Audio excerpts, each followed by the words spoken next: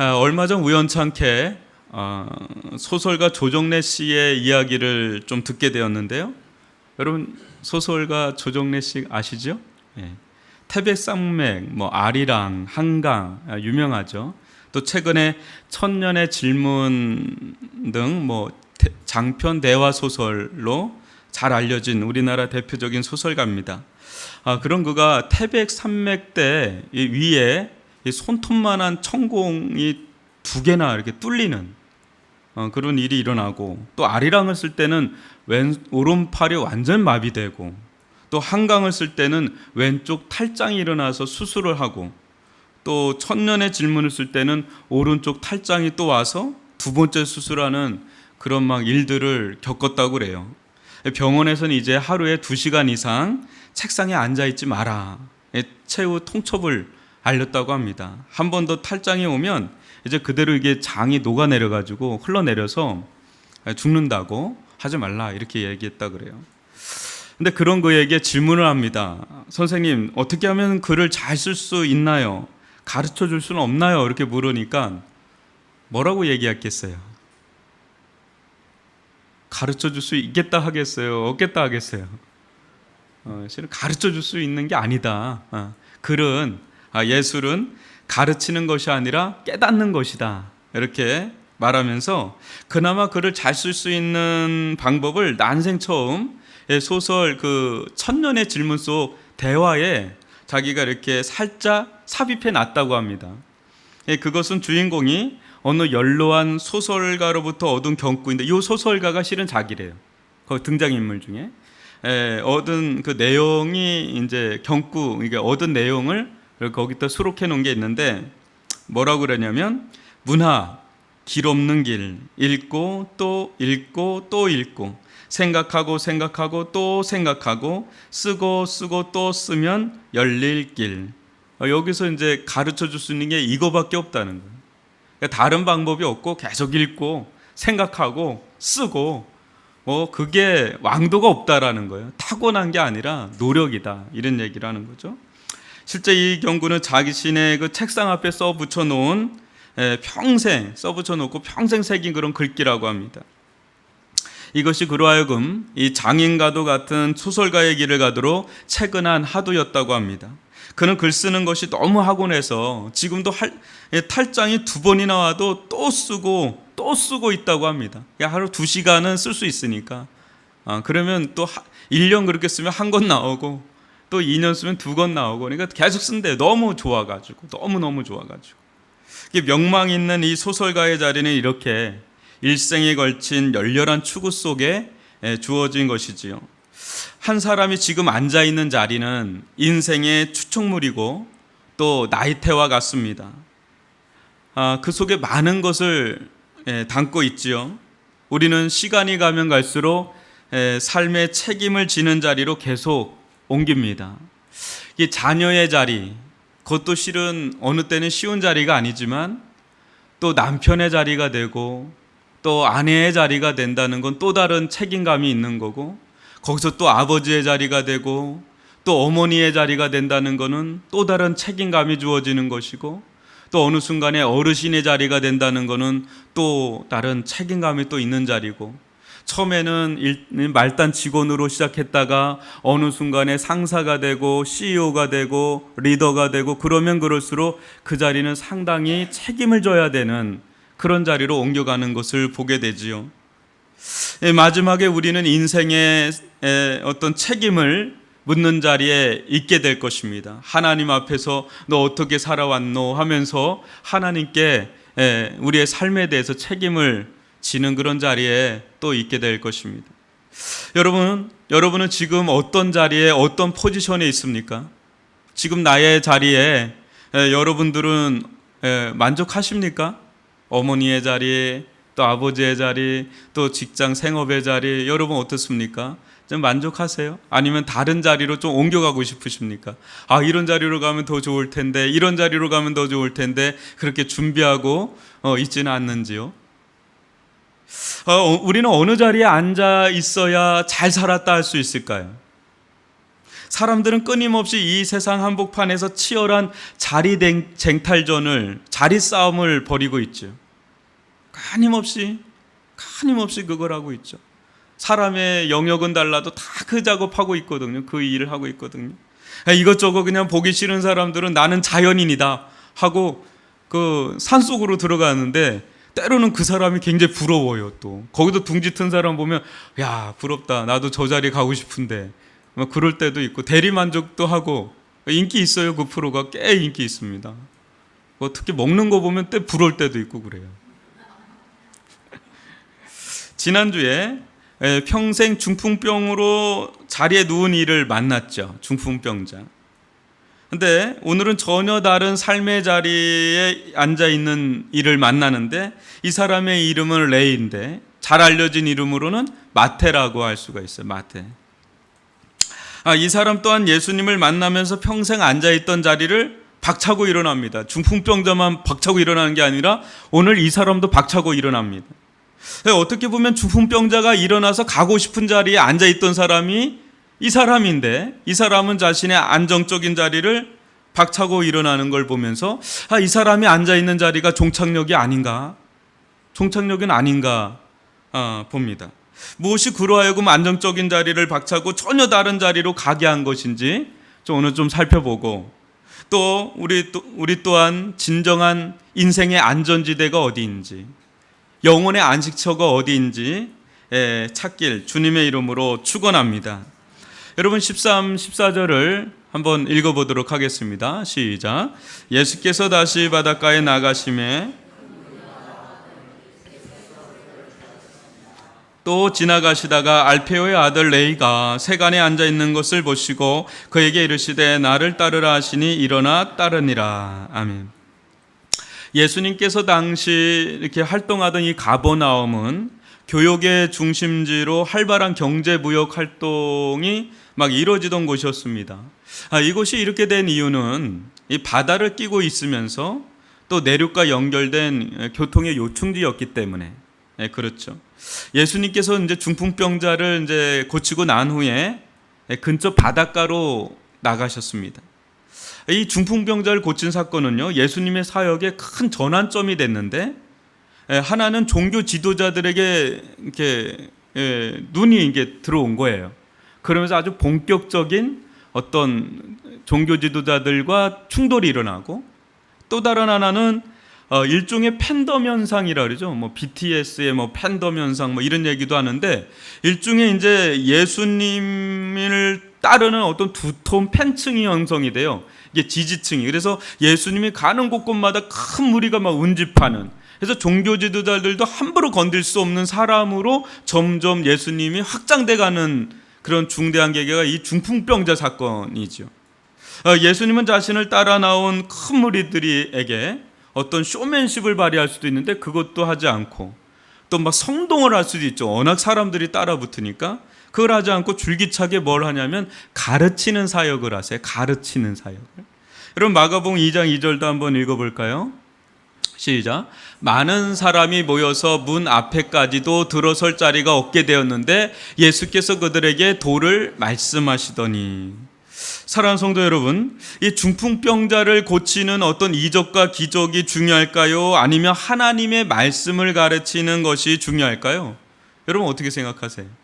기적과 이적이 중요할까요? 아니면 말씀을 가르치는 게 중요할까요? 솔직하게 뭐를 더 원하세요? 말씀을 더 원하세요? 아니면 어떤 하나님의 기적과 이적을 더 원하십니까? 어떻게 보면 우리 속마음에는 기적과 이적을 더 원하는 마음이 있어요. 그래서 막 기도하는 거 아닙니까? 그죠? 하나님 이런 일 좀 이루어지게 해달라고, 병도 나서게 해주고, 좀 우리의 삶의 형평도 좀 열어주시고 말이죠. 막 이런 거를 위해서 우리가 기도하는 마음으로 막 하죠. 실제 그게 우리들 가운데 좀 필요하니까요. 근데 머리로는 그거보다는 가르치는 게 더 중요한 것 같아서 이게 선뜻 얘기하기가 어려운 거죠. 이 기적과 이적, 하나님의 말씀 어느 게 더 중요할까? 실은 이 두 개가 뗄래야 뗄 수 없는 관계에 있어요. 무슨 말인가 하냐면 이적과 기적이 그 자체로만 끝나면 그냥 해프닝으로 끝나기가 쉽죠.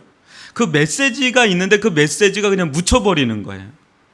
근데 이적과 기적은 항상 어떤 메시지, 어떤 의미를 담고 있어요. 특별히 예수님께서 행하신 어떤 자연의 체계를 뒤바꾸면서 행했던 어떤 기적과 이적은 그냥 단순한 그거가 아니라 거기에 어떤 메시지가 담겨 있거든요. 근데 그것을 풀어 해석하고 가르치는 작업을 해야 비로소 사건은 완성된 메시지를 가지고 우리에게 다가옵니다. 오래전 여러분 패션 오브 크라이스트라고 하는 영화 보셨나요? 저는 그 영화를 보고 깜짝 놀랐습니다. 아니 이게 무슨 영화야 이게. 저 같은 사람이야 그 영화를 보면서 울고 감동받고 그러지만 세상 사람들이 그 영화를 보면 무슨 생각하겠어요? 역사적으로 예수라는 사람이 있는데 처참하게 십자가에 죽었다, 그걸로 끝이에요. 어떤 해석도 없고 어떤 의미도 없는 거예요. 어떤 것도 그거에 대해서 얘기해 주는 게 없을 때 그냥 리얼한 역사적 다큐에 그냥 불과한 거죠. 그러나 우리는 알죠. 믿는 사람들은 왜 예수가 십자가에 죽었는지, 그 십자가가 어떤 의미인지 그걸 아니까 그거에서 감동을 받고 때론 눈물을 흘리고 거기에서 예수님의 그 십자가의 의미를 되새기고 이러지만 세상 사람들이 볼 때는 그게 무슨 의미인지 당체 알 수가 없는 거죠. 그러므로 사건 이상으로 중요한 것이 가르침이라는 겁니다. 예수님이 이 둘을 상당히 균형 있게 진행하십니다. 기적과 이적도 분명히 행하시죠. 그러나 그거에 대한 가르침도 계속해서 행하시는 이 두 개의 어떤 밸런스를 갖추는 거죠. 그러나 그 중심에는 언제나 가르치는 사역이 놓여 있습니다. 예수님의 몸된 교회 또한 가장 중심에 놓아야 할 게 무엇인가라고 볼 때 하나님의 말씀, 그것을 가르치는 사역인 줄 믿습니다. 우리들 가운데 하나님의 역사가 나타나고 기적이 일어나고 그런 것도 필요하지만 그것을 해석해주고 얘기해줄 수 있는 하나님의 말씀을 줄기차게 가르치는 사역이 우리의 교회의 중심에 놓일 수 있기를 바랍니다. 마리아처럼 가르침을 사모하며 받음으로 시작해서 마르다처럼 섬김의 자리로 나아가는 균형 잡힌 신앙이야말로 영성이야말로 복음적 영성인 줄 믿습니다. 그래서 말씀 없이 열심히 그냥 섬기는 것도 위험하고 또 말씀은 많이 알고 있는데 섬김의 자리로 안 가는 것도 위험하고 이 두 가지의 밸런스, 특별히 우리 속은 마르아의 영성을 가지고 우리의 삶은 마르다의 영성으로 나아가는 저와 여러분이 될 수 있기를 주님의 이름으로 축원합니다. 그런 가운데 이렇게 지나가시는 길에 유독 한 사람을 집중하여 보십니다. 그 사람은 세간에 앉아있던 알페오의 아들 레이라는 사람입니다. 예수님은 일면식도 없는 그 처음 본 사람에게 다가가셔서 인생의 대전환을 요구하는 말씀을 던지시는데 그게 뭡니까? 나를? 긴 말도 아닙니다. 나를 따르라. 황당하지 않습니까? 여러분 직장에 누가 예수님이 찾아가셔서 갑자기 나를 따르라, 팔로우 미 하면 여러분 황당하지 않겠습니까? 집에 가서도 그러고 막 머리 깎고 있는데 나오라 그러면 따라오라 그러면 그거 놓고 따라갈 사람 누가 있겠어요? 근데 더 황당한 장면이 그 다음 장면인데 이 사람의 반응이에요. 마치 누가 보면 마치 기다렸다는 듯이 바로 일어나 그냥 따라버립니다. 그가 다니던 직장을 막 버리고 말이죠. 이게 너무 순식간에 벌어진 상황이라서 경황이 없을 정도입니다. 여러분들 얼굴은 자기 일이 아니라고 별것 아닌 것 같이 생각하는데 여러분 이 상황이 한번 이해 가십니까? 갑자기 일어난 이 상황이 생명부지인 사람의 말 한마디 듣고 그 사람에게 자신의 전 인생을 건다는 거, 이게 쉬운 겁니까? 아니죠. 그 앞으로 먹고 사는 문제는 어떻게 하려고요? 또 그 사람이 어떤 사람인지 어떻게 알고 이렇게 대담무쌍하게 결정을 하는지 우리는 이렇게 예수님을 알아도 결정하기가 어려운데 이 사람은 생명부지에 예수님 딱 만나자마자 그 일을 그냥 결정해 버립니다. 또 무슨 계약서를 쓰거나 뭐 보장받은 게 없잖아요. 이게 앞으로 어떤 일이 예수님을 따르면서 앞으로 어떤 일이 일어날지 무슨 일이 일어날지 모르고 그냥 따라가는 겁니다. 이게 주변 사람들은 또 뭐라 그러겠어요? 주변 사람들은 막 박수 쳐주면서 야, 너 잘했다, 그 기한 결정했다, 막 이렇게 박수 치면서 그럴까요? 아니면 너 이상해진 거 아니야? 너 신중하게 생각해야 돼? 뭐 이런 얘기를 할까요? 이게 지금 이 시츄에이션이 되게 황당한 상황들이 일어난 겁니다. 이 상황에서. 근데 여기서 우리는 한번 생각해 보는 거죠. 무엇이 그로 하여금 예수님의 부르심에 즉각 순종하게 했는지 살펴보지 않을 수가 없는 겁니다. 실제 이 사건 속에는요, 우연을 가장한 필연이 숨겨져 있습니다. 겉으로 볼 때는 마치 무심코 지나가다가 가면서 이 벌어진 일처럼 보이지만요, 실상은 그런 게 아닙니다. 이미 그분 편에서는 오래전부터 준비한 그런 만남이었다는 거예요. 준비된 만남의 성사가 이뤄진 거예요. 다만 때의 문제, 이 타이밍의 문제가 있었을 뿐이라는 거예요. 여러분, 사람이 아무 때나 이렇게 부른다고 그냥 벌떡벌떡 일어나서 순순히 따라 나오겠습니까? 그렇지가 않죠. 어떤 때가 된 겁니다. 그 때가 이루기 전에 먼저 선수적으로 뭔가 일이 일어났다는 거죠. 저도 그렇고 여러분도 그렇고 언제 예수님을 만나고 따르게 되었습니까? 한번 잘 생각해 보시면 예수 만난 거는 순식간인 것 같아요. 어느 날 딱 만난 것 같아요. 그런데 그와 같은 사건이 일어나기까지는 실은 과정을 무시할 수가 없지요. 한마디로 말하면 우리의 힘이 쫙 빠졌을 때, 인생의 깊은 고심을 할 때 이 복음이 들리는 거예요. 예수가 들리는 거예요. 그런데 자기 힘이 잔뜩 들어가 있을 때는요, 아무리 복음을 전하고 아무리 예수를 전하고 아무리 전도해도요, 콧방귀도 안 껴요. 막 무시해버린다고, 확 무시해버리고 너나 믿으라 그러고, 어느 때는 막 예수 안 믿으면 지옥 간다고 막 심판받는다 그러면 그래 지옥 가겠다 막 하기도 하고 막 그런단 말이죠. 이게 씨알이 안 먹힌다는 말을 그때 하는 거예요. 이게 뭐 안 되는 거예요. 그런 때는 뭐예요? 이게 때가 무르익지가 않은 겁니다. 무르익지가 않은 거예요. 근데 때가 무르익으면 또 신기해요. 그냥 물고기가 그냥 쑥 빨려 나오듯이요, 그냥 어느 순간에 쑥 빨려 나와서 예수를 덜컥 그냥 믿어버려요. 지금 이 레이처럼. 근데 그 전에 이미 사투가 다 벌어져서 끝난 거예요. 항복 선언하고 그냥 포기 선언을 한 거예요. 내 인생이 포기했다. 내 인생이 항복했다. 그런 때에 그냥 철묘하게 예수님이 찾아오셔서 나를 따르라니까 순순하게 따르는 거지. 자기 이미 막 자기 열정이 있고 자기가 뭐 그게 가득 찬데 예수님 나를 따르라 한다 그럴 때 예 하고 따를 사람이 누가 있어요. 때가 무르익었다는 거예요. 레이가 무르익은 거고, 우리도 그러한 때 예수님을 만나는 거고, 여러분들이 전도할 때 그러니까 무르익지 않은 사람 이렇게 잘못 건드려 놓으면 오히려 혼나요. 막 호되게 혼나면. 그러니까 그런 때는 그냥 내비둬요. 그냥 한번 찔러보고 아니다 그러면 그냥 냅두고, 그래도 또 한번 찔러보고 그러면 뭔가 힘이 빠질 때가 있어요. 그런 때는, 아주 결정적일 때는 확 그냥 채서 건져셔야 되죠. 사람 낚는 어부가 그거 아닙니까? 딱 입질이 온다 그럴 때 다 하는 게 아니라 결정적으로 입질 올 때 딱 잡아야 되잖아요. 저는 바다에서 좀 낚시를 해보니까 그 맛이 있습니다. 그 때가 있습니다. 그 딱 때.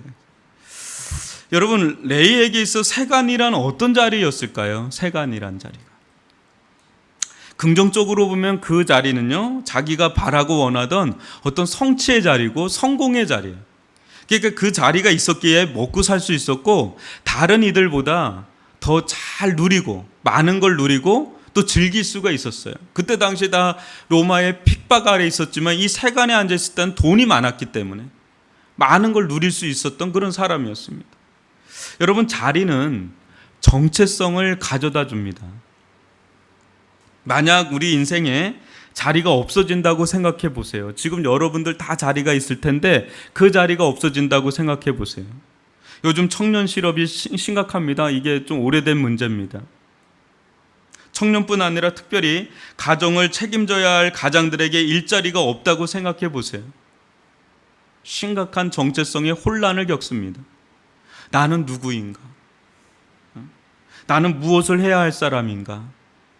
이것을 경험하지 못한 사람은 이 충격을 잘 모르실 겁니다.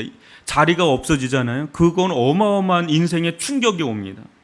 나를 규정해 주는 것이 사라진 것이기 때문에 내가 누구인가서부터 다 흔들려 버려요. 막 인생 자체가 막 흔들흔들거릴 정도예요.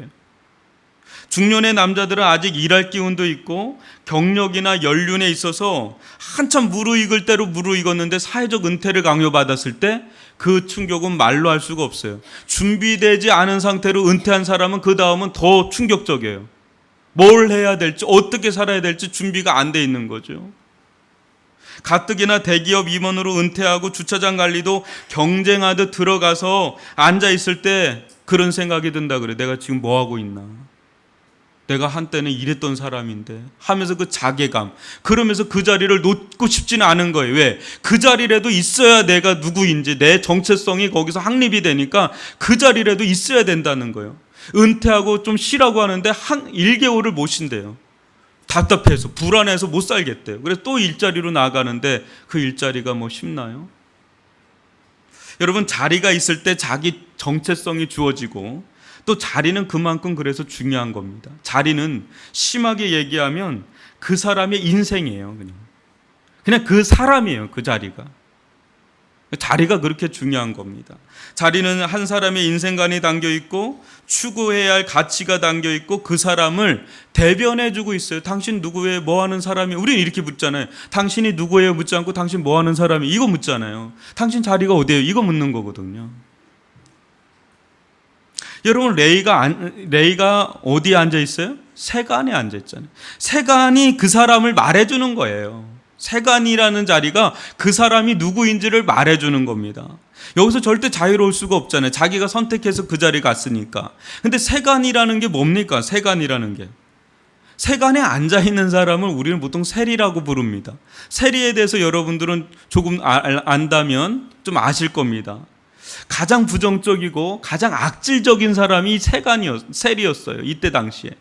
지금으로 말하면 우리나라로는 매국노, 뭐 친일파, 막 요새 한창 그런 게 뉴스에 많이 나오잖아요. 속담에도 산에는 늑대가 있고 거리에는 누구와 누가 있다고 할까요? 창녀와 세리가 있다 할 정도로 그렇게 어떤 혐오의 대상이고 모욕의 대상이 세리였단 말이죠. 그도 그럴 것이 이 로마의 핍박 아래 있을 때 또 유대 왕실의 빌부터 민초들의 피를 빨아먹고 살던 이 매국노고 피도 눈물도 없는 냉혈한들이었기 때문에 뭐 이런 지탄을 받기에 합당한 자들이었죠. 얼마나 심했으면요, 이 율법을 가르치던 납비들마저 세리들에게 재산을 알려줄 때는 워낙 더러운 자들이니 거짓말을 해도 된다라고 할 정도로 그렇게 했던 게 이 세리였단 말이죠. 그 레이는 바로 그 부정한 세간의 자리에 오랫동안 앉아 있었던 그런 사람이에요. 그러니까 이 사람이 어떤 삶을 살았는지 그냥 눈보도 그냥 불보도 그냥 뻔한 겁니다. 다른 이들이 어떻게 살든 상관없어요. 자기만 잘 되면 된다는 식으로 살아왔고 또 이 레이도 이 자리를 얻기까지 이 자리가 어떤 자리인지는 알고 갔을 거예요. 그러니까 모르고 간 게 아니라 알고 갔을 수 있습니다. 근데 막상 와서 앉아보니까 이게 생각보다 감당하기가 벅찬 거예요. 얻는 게 있으면 잃는 게 있는 거예요. 세상에 공짜 없잖아요. 사람들은 어떤 자리에 앉아있으면 참 부러워해요. 근데 그 사람한테 가보면 그 사람도 다 고충이 있어요. 이 자리 당신이 앉아보라고, 하루라도 앉아보라고, 얼마나 힘든지 막 이런 얘기를 한단 말이죠. 쉬운 자리가 그리 없어요. 근데 이게 어느 순간인가 이 자리는, 이 레이가 앉아있는 이 자리는 불법의 자리예요. 부정의 자리고, 불의의 자리고, 욕망의 자리고, 욕심의 자리고, 외로움의 자리죠. 아무도 함께하지 않는 외로움의 자리고, 욕을 받는 그런 상처의 자리가 되고, 또 양심에 끊임없는 어떤 고통의 자리고, 이게 막 뒤범벅되어 있는 그런 자리란 말이죠. 이런 데서 이 사람은 나갈 수도 없고, 나가면 돌 맞아 죽을 수 있으니까 나갈 수도 없고, 또 그렇다고 가만히 앉아있을 수도 없는 이 비상구가 없는 인생이 바로 레이의 인생이에요. 우리가 예수님이 갑자기 무심코 지나가다 그런 게 아니라 그게 그냥 무르익을 대로 무르익었을 때 예수님이 그 시간에 그냥 스쳐 지나가듯 지나가는데 실은 다 계획 속에 다 시나리오가 있어서 그 순간에 지나간 거지 그냥 지나간 게 아니다라는 거죠. 하나님이 그 사람의 인생 가운데 지금 지나가는 거예요. 그러면서 콜링을 하는 거죠. 여러분, 그때 수많은 사람들이 따르는 한 분이 다가와서 말을 거시는데 한마디 말이 이 사람에게는 복음 중에 복음이에요. 무슨 말이에요? 단순해요. 나를 따르라. 자기에게 먼저 말 걸어온 사람도 없고 더군다나 자기와 같은 사람에게 함께하고 싶다고 제안하는 거니까 이것은 중풍병자에게는 일어나게 하는 게 복음이지만 이 레이에게는 뭐가 복음이겠어요? 내가 너와 함께하고 싶다라는 이 말 자체가 복음 중에 복음이었다는 거예요. 지독한 외로움 속에 사람들의 욕을 받고 지탄을 받고 상처 속에 머물러 있는 자들에게 가장 큰 복음은 뭐겠어요? 내가 너와 함께하겠다. 이거보다 복음은 없는 겁니다. 그런데 예수님이 그 복음을 이 레이에게 던져주는 거예요. 그래서 이 사람이 변화돼서 예수님을 따르는데 이 사람이 변화돼서 누가 됩니까? 마태복음의 저자인 마태가 됩니다. 근데 여러분들 마태복음을 유심히 보면 가장 많이 나오는 단어가 무슨 단어인지 아세요? 함께라는 단어예요. 마태는 예수님 생각하면 함께라는 거예요. 그래서 마태에게 예수님은 어떤 분이세요? 1장에 나오잖아요. 임마누엘이에요. 임마누엘. 하나님이 우리와 함께 계시다. 마태에게는 이게 복음이에요. 하나님이 우리와 함께 계시다. 너무너무 외로웠고 너무너무 아팠고 너무너무 고통스러웠고 그런 자신에게 먼저 찾아와서 말을 건네시고 그와 같은 자신을 나를 따르라고 했으니 그 예수님을 따르지 않을 이유가 없는 겁니다. 너무나 파격적인 제안을 하신 그분을 따르지 않을 수가 없었던 거죠. 여러분들 인생 가운데 외로움을 느낄 때가 있지 않습니까? 아무리 주변에 사람이 있다 하더라도 우리는 외로움을 다 채울 수가 없어요. 오직 하나님만이, 오직 예수님만이 우리의 빈 공간을 채울 수 있는 영혼의 안식처가 되는 줄 믿습니다. 근데 실상 여러분, 이 제안을 받았을 때 이게 쉬운 결단이었을까요? 어때요? 쉬운 결단이 아니잖아요. 세간의 자리냐 아니면 예수님을 따르는 자리냐. 여러분들 어떡하겠어요? 이런 제안을 받을 때 목사님 저는 둘 다입니다. 이 자리에 앉아서 예수님 따르겠습니다. 우리는 그렇죠. 이것은 이 문제는 가치의 문제이기 전에 생존의 문제잖아요. 그리고 인생의 문제까지 달려있는 거잖아요. 세간을 내려놓고 예수님을 따른다 그럴 때는 이건 가감한 결단이 필요한 거죠. 이게 세간의 자리는 아픔도 있고 외로움도 있지만 어때요? 그것 때문에 자기는 이게 먹고 살 수 있고 또 혜택도 많았잖아요. 돈의 맛을 봤거든요. 이 세리는 돈을 많이 만졌거든요. 부자예요. 돈의 맛을 알면 그거 잊어버리기 어렵습니다. 이 돈의 파워를 알았거든요. 여러분 돈의 파워를 본 사람은 이거 돈의 중력이 있습니다. 돈은 강력하게 끌어다니는 힘이 있잖아요. 이거 뚫고 나가서 그 영향권의 힘을 내려놓고 버리고 다른 영향권으로 들어간다? 이거는 쉽지 않죠. 권력의 힘도 그렇고요. 돈의 힘도 그렇고요. 인맥의 힘도 그렇고요. 그렇죠. 근데 예수님은 나를 따르라고 하니까 갈등을 잠깐 할 수는 있죠. 근데 세리는, 이 마태는 그 실체를 알았어요. 세간의 실체를 알았기 때문에.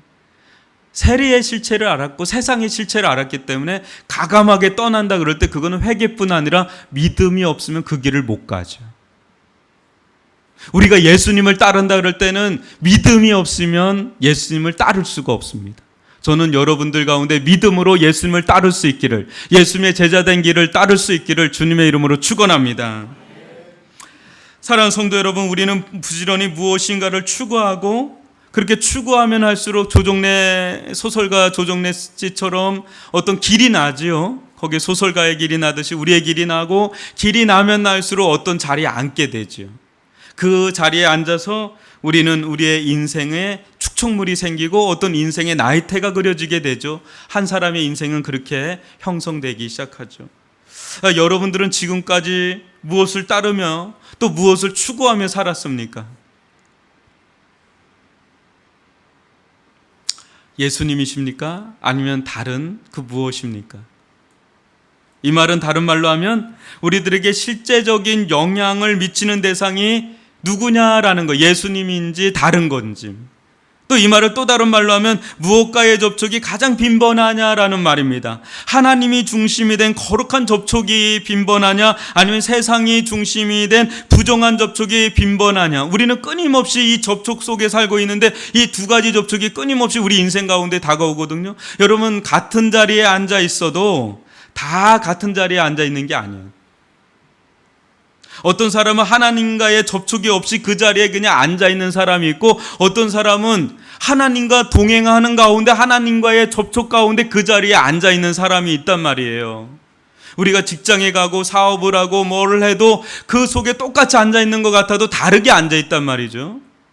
저는 여러분 한 분 한 분이 하나님 없이 외로이 홀로 가는 인생이 아니라 하나님과 동행하고 예수님과 동행하는 그런 복된 인생을 사시길 주님의 이름으로 축원합니다. 여러분, 깊은 허무와 외로움에 시달려 본 자는 알 겁니다. 그것이 죽음보다 더 고통스럽다는 걸 말이죠. 화려한 스포트라이트를 받았다가 그 외로운 홀로 집에 갔을 때 그 밀려 들어오는 그 허무감과 공허감 속에 사람은 그 고통을 잠재우고 싶어서 생을 끊는 이들이 얼마나 많은지. 혼자 있는 거. 내 인생은 결국 홀로라는 것은 인생의 무거운 짐과 같이 다가올 때가 있습니다. 그런데 예수님은 이런 우리들에게, 레이에게 다가가듯이 우리 인생에게 다가오셔서 레이를 유심하게 지켜보듯이 우리의 영혼 깊은 자리를 지켜보시면서 말을 건네시는데, 어느 순간 우리에게 다가오셔서 말을 건네시는데, 누구누구야, 나를 따르라. 지금껏 너는 내가 아닌 다른 것을 따랐으나 보라, 내가 서 있는 것을 말이다. 그 실상을 보고 너의 실체를 보라. 그곳은 내가 있을 곳이 아니란다. 그것은 내 고귀한 인생을 다 들여 따를 것이 아니란다. 너는 나를 따르라. 내가 오랫동안 너와 함께 하고 싶었단다. 나는 너를 너무나 오랫동안 기다려 왔단다. 이제는 나를 따르라. 홀로 외로이 그 자리에 앉아있지 말고 이제는 나를 따르라. 여러분들에게 손을 내밀면서 예수님께서 다가가십니다. 그때 여러분들은 레이처럼 예수님의 음성을 따라갈 때 거기에 영혼의 인생의 안전지대가 놓이고 영혼의 안식처가 놓이게 될 줄 믿습니다. 여러분, 레이 한 사람의 변화는 그와 접촉하고 있던 자들에게도 적지 않은 영향을 미쳤는데 15절을 같이 한번 읽어보겠습니다. 시작. 그의 집에 앉아 잡수실 때에 이는 그러한 사람들이 많이 있어서 예수를 따르미러라. 여러분, 유유상종 끼리끼리라는 말 알죠? 레이 집에는 대부분 자신과 같이 세리나 죄인들이 몰려들었습니다. 이 장면에서 여러분 잘 보면 예수님은 이들을 거부하지 않고 영접할 뿐 아니라 매우 친밀한 식탁의 교제를 나누는데, 여기서 앉았다는 건 이게 기댔다는 거예요. 유대교에서 굉장히 친밀한 자들과 식탁을 할 때는 이게 기대면서 식사를 나누는데 그렇게 했다는 겁니다. 그런데 이 장면을 좀 한번 더 들여다가 보면 얼마나 불편한 자리예요. 여러분, 아주 점잖은 사람들과 식사를 하는 것도 어느 때는 긴장이 될 때가 있는데, 이 세리들과 죄인들, 이들의 말투와 태도와 삶이 한순간에 거룩하고 경건하게 바뀌었겠어요? 아니면 그냥 거침없이 툭툭 그들의 말투가 나왔겠어요? 그냥 거침없이 그냥 세상의 얘기들이 막 나왔겠죠. 근데 그런 것에 대해서 예수님 그냥 다 받아주는 장면을 보게 돼요. 어떻게 보면 참 우리도 누구하고는 식사자리 하고 싶지 않다, 누구하고는 하고 싶다, 이런 게 우리들 가운데도 이게 벽이 있잖아요. 편견의 벽이 있고 자기만의 부정의 벽이 있잖아요. 저 사람하고는 싫어, 이런 게 있는데, 예수님은 그런 세리와 죄인들, 얼마나 뭐가 많이 난 사람들이겠어요. 그런 사람들과 식사를 하기를 주저하지 않고 그냥 식사를 하는. 근데 이거에 대해서 되게 불편하게 여기는 사람이 한 부류들이 일어나는데, 한번 이 바리새인의 서기관들의 반응이 어떤지 16절도 한번 읽어보겠습니다. 시작. 바리새인의 서기관들이 예수께서 죄인 및 세리들과 함께 잡수시는 것을 보고 그의 제자들에게 이르되 어찌하여 세리 및 죄인들과 함께 먹는가? 이것이 이 사회의 통념이라는 거예요. 이 사회의 아주 장벽이었습니다. 높다란 편견의 장벽이었죠. 어찌하여 세리 및 죄인들과 함께 먹는가? 이 말은 어찌 부정한 자들과 접촉하는가 더럽게, 이거죠. 당신이 저들과 함께 식사하는 동시에 당신도 부정한 자로 전락한 거야, 이렇게 되는 거죠. 예수님 그런 욕을 박는 겁니다, 지금. 그래서 바리새인의 서기관들은 이들과 분리의 담을 높이 쌓고 분리의 장벽을 쌓고 이 사회 곳곳을 그렇게 만들어 놓은 겁니다. 이스라엘 사회, 유대 사회가 그런 사회였습니다. 그래서 이들은 어디에도 빌붙을 수가 없는, 그냥 방황할 수밖에 없는 한 그룹이 이들이었어요. 상처 많은, 배척받는. 그러니까 한마디로 유대 사회의 영성은 배척의 영성이에요. 이 세리와 죄인들을 향해서 끊임없이 배척하고 모으는 그런 영성이, 그런 공기로 꽉 차 있었던 사회가 바로 유다 사회였다는 거죠. 그런데 신기한 일이 일어나는데 17절입니다. 이것을 들으시고, 이 얘기를 들으시고 예수님 뭐라고 하시는지 한번 다 같이 읽어보겠습니다. 예수께서 들으시고 그들에게 이르시되 건강한 자에게는 의사가 쓸데없고 병든 자에게라야 쓸데있느니라. 나는 의인을 부르러 온 것이 아니요 죄인을 부르러 왔노라 하시니. 여러분, 예수님은 그 당시 사회 통념과는 정반대의 충격적인 선언을 하시는데 그게 뭡니까? 나는 의인을 부르러 온 것이 아니요 죄인을 부르러 왔노라. 이 말이 무엇일까요? 이 말이 무엇일까요? 예수님께 부름을 받는 조건, 자격이 있는데 그것은 의인이면 자격 미달이라는 거예요. 부름받을 수가 없다는 겁니다. 초청받을 수가 없다는 겁니다. 이게 우리로도 충격이죠. 좀. 오직 죄인이어야 예수님의 부름에 합당하다는 겁니다. 죄인이어야 된다는 거예요. 죄인이어야 된다는 거예요. 이 얼마나 충격적인 선언입니까? 이 말을 빗대어서 예수님의 모습을 보면 지금 예수님이 세리와 죄인들과 함께 식사한 이 모습은 실상 하나님의 나라에 합당한 백성을 모집하기 위해서 죄인들과 접촉하고 있는 거예요. 그냥 식사하는 자리가 아니라 하나님의 나라에 합당한 백성들을 지금 모집하려고 예수님이 이 땅에 내려오셨는데, 지난주에는 중풍병자를 모집했고 지금은 누구를 모집하려고요? 세리와 죄인들을 통해서 하나님의 나라의 백성을 모집하려고.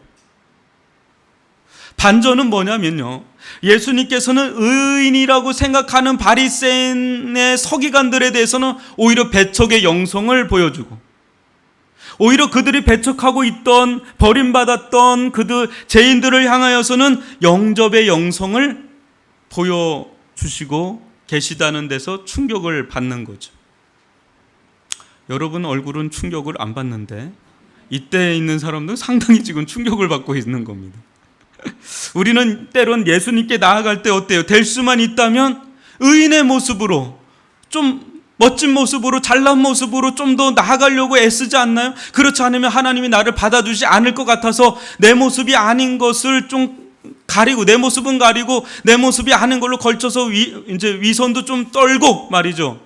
좀 그렇게 해서 가야 예수님이 나를 받아주는 건 아닐까 하고 이렇게 할 때 있지 않습니까? 우리도. 근데 의인을 부르러 온 것이 아니라 죄인을 부르러 왔다면 우리는 어떻게 해야 할까요? 죄를 더 지을 필요는 없어요. 지금도 충분히 짓고 있으니까. 죄를 더 이상 질 필요는 없고, 다만 뭐예요? 두려워하지 말라는 거예요. 담대하라는 거예요. 두려워하지 않아도 된다. 왜? 아니까. 그냥 무장 해제하라는 거예요. 그렇게 뭐 가리고 막 이렇게 외성과 위성과 가식과 외식 그런 거 하지 말라는 거예요.